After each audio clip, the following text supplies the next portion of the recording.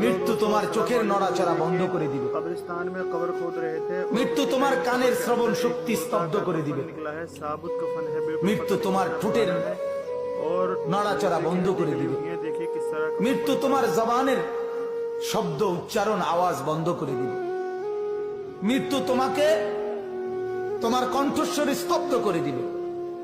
মৃত্যু তোমার জিহ্বার সব স্বাদ বিনষ্ট করে দিবে। অচিরেই রূহ চলে যাবে, আর কিছুই থাকবে না তোমার।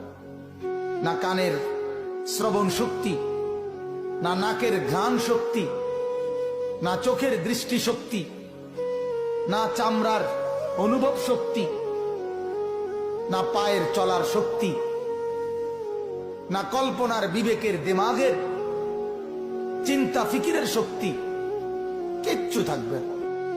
আল্লাহর নবী এটাই বলছেন, সব কিছু